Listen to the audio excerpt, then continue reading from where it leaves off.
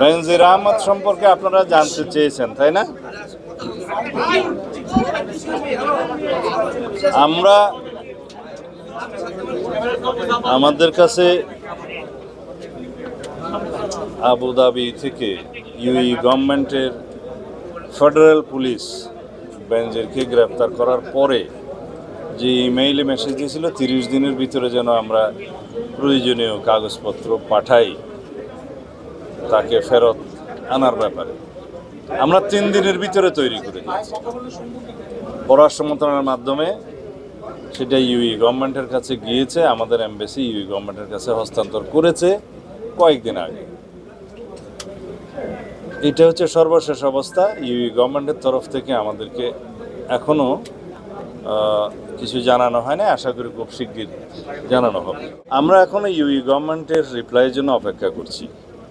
তার সর্বশেষ অবস্থান সম্পর্কে আমরা যতটুকু জানি ফেডারেল পুলিশের কাছেই আছে, তাদের হেফাজতেই আছে, অন্য কোনো সংবাদ আমরা জানি। শহীদ উসমান হাদির হত্যাকারীদের মধ্যে 3 জন ভারত সরকার গ্রেফতার করেছে, সম্ভবত কলকাতায় আছে তারা। আদালতে মামলা দায়ের করা হয়েছে তাদের আইন অনুসারে।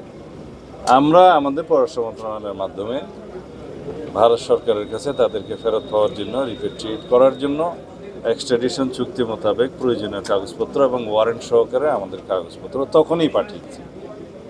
আমরা অপেক্ষা করছি, আশা করি তাদেরকে আমরা ফেরত পাব এবং অসম্পন্ন তদন্ত সম্পন্ন করে আমরা যথাযথভাবে চার্জশিট প্রদান করতে পারব। আমরা পুশিং ঠেকানোর জন্য সতর্ক আছি। আমাদের বিজিবি খুব প্রশংসনীয় কাজ করছে। প্রত্যেকটা বর্ডারে যেখানে যেখানে পুশিংয়ের চেষ্টা হচ্ছে সেখানে তারা বাধা দিচ্ছে এবং আমরা ডিপ্লোম্যাটিক্যালি তাদেরকে আহ্বান জানিয়েছি, যদি সেরকম কোনো বাংলাদেশি নাগরিক সে দেশে অবস্থান করে থাকে তাহলে পররাষ্ট্র মন্ত্রণালয়ের মাধ্যমে তাদের তালিকা যেন প্রদান করে। আমরা তাদের ন্যাশনালিটি ভেরিফাই করব এবং ন্যাশনালিটি ভেরিফাই করার পরে ডিপ্লোম্যাটিক চ্যানেলে যথাযথ প্রক্রিয়ায় আইনিভাবে আমরা তাদেরকে ফেরত নিতে পারি। সেরকম কিছু ইন্ডিয়ান ন্যাশনালও আমাদের এখানে পুশিং হয়ে এসছে, আদালতের মাধ্যমে তাদেরকে যথাযথ জিম্মায় দেওয়া হয়েছে, এরকম আছে। তো এটা বর্ডার ইস্যুটা 2 দেশের মধ্যে সবসময় একই রকম অবস্থায় থাকে তেমন নয়। তো যেহেতু পশ্চিমবঙ্গে একটা নির্বাচন হয়েছে, নির্বাচন পরবর্তী যে নতুন ওখানে স্টেট গভর্নমেন্ট আসীন হয়েছে, তাদের কিছু হয়তো নির্বাচনী এজেন্ডা ছিল, সেই হিসাবে হয়তো তারা এটা প্রদর্শন করতে পারে যে তারা বিদেশি নাগরিক থাকলে করবে, ফেরত পাঠাবে।